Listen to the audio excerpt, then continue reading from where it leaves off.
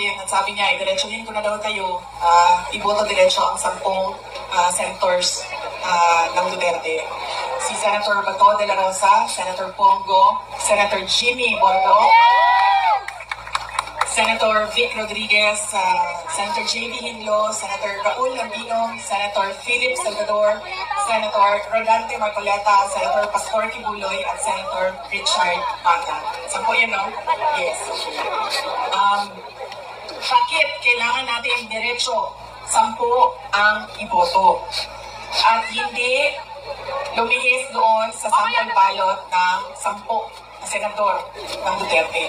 Dahil kailangan marami o mataas ang boto para hindi mahabol ng dayaan.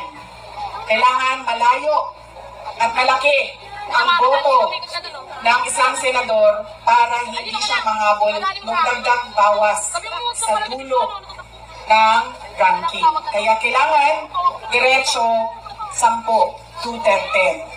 At ang susunod na rason ay